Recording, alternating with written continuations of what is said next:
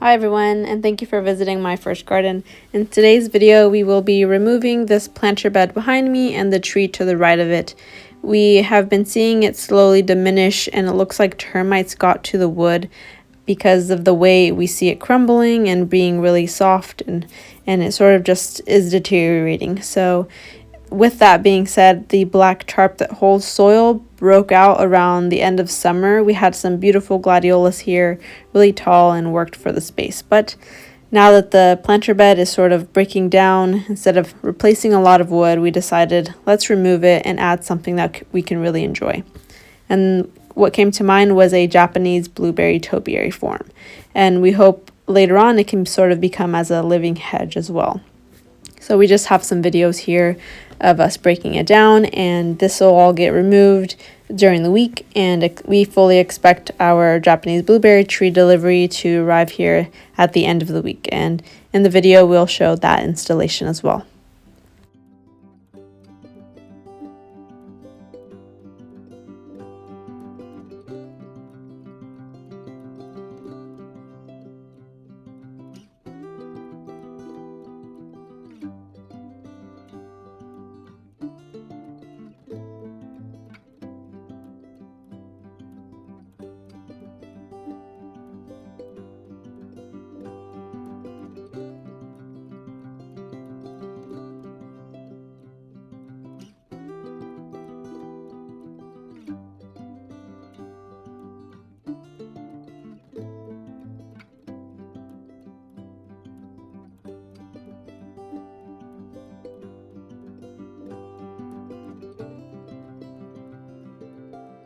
For this part, now that we got the majority of the wood removed, I asked Nando if he can help me flip it over, just because I didn't want it to hit my shin or fall over and do some weird crazy flip, so I thought it easier to ask him for assistance.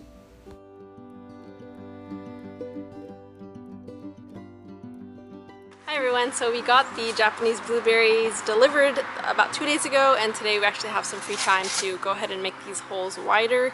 They're a bit too shallow also, so we're gonna get that started. We placed the camera over where the 3 trees are going to be installed, and we'll be moving it periodically to try to capture just the work that we did to dig the holes and all the soil that went in and around the trees while planting each one. So here we had to figure out how deep the hole needed to be, so we just used the tag that came with the plant and these green garden stakes that we had just laying around in our garden. So it's going to be, from the provider, they said having the root ball level with the soil. I thought it would be if you raised it a little bit just to take care of any concerns of any settling in the future, but they recommended keeping it to the level of the soil, which is what we did exactly. So here you see us trying to measure it, seeing how far we needed to continue digging. That soil would just be spread out in the rest of our front yard.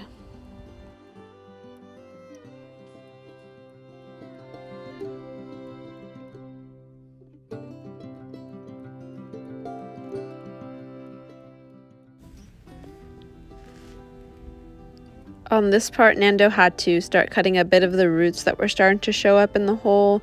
For the most part, I believe we're pretty much done here. Just getting that sand bucket, a few of those wheelbarrows, out to the front yard, getting that sand out of the way just so we could add back compost, because based on the provider, they wanted us to put compost down and also make it a firm base. So we'll see that here in a little bit. I'll take that last wagon over to the front yard and we can start plopping in the first tree.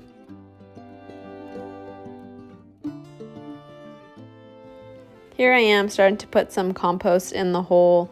I started by sprinkling some in. I wasn't sure just how much I'll need because I didn't want to compromise the depth of the hole also. It probably would have been better just to have it loose in a bucket already, or just somewhere in a pile to just shovel from, because pulling it and it being so packed in that bag was not helpful at all. But eventually I got there just with a couple handfuls.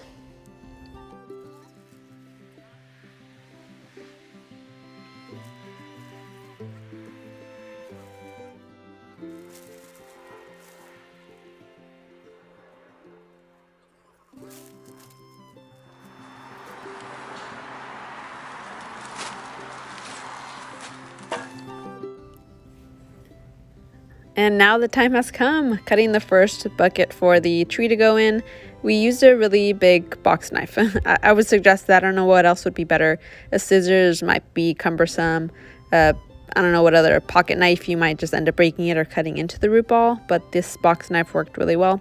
We made 2 splits just so that we can have Nando lift the tree, and I'll be able to pull away the plastic container and he'll be able to just drop it in right after that.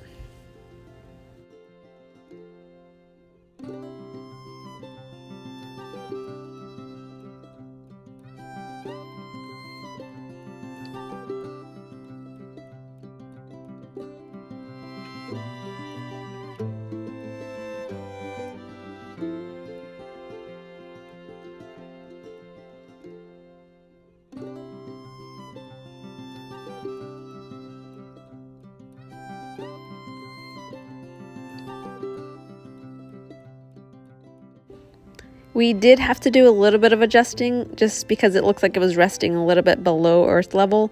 So we went ahead and added some more compost, and that just helped adjust it.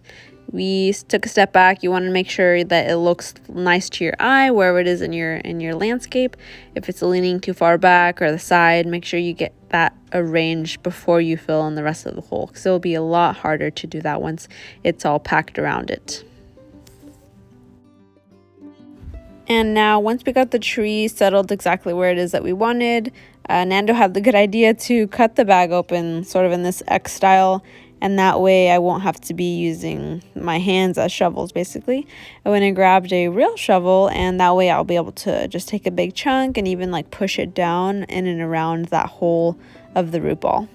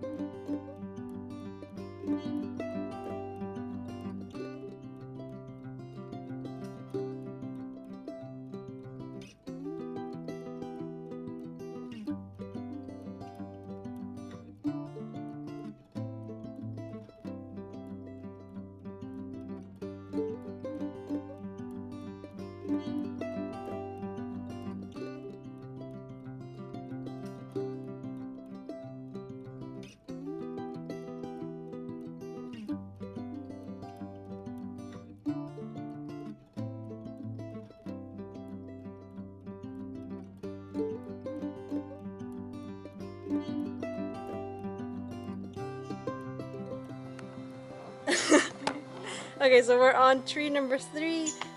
We'll see how this one goes and then do a back view to see all 3 of them together.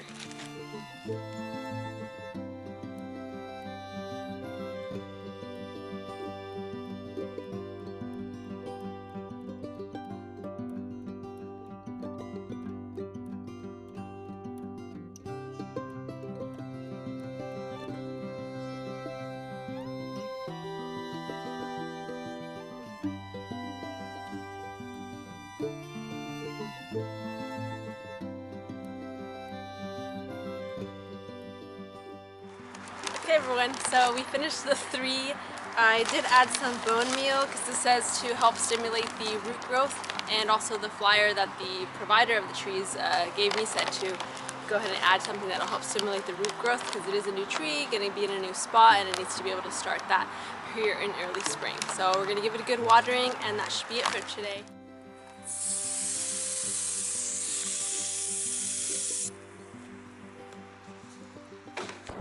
So this is a little moat that we were advised to make so that the water can stay in and actually help water the root ball.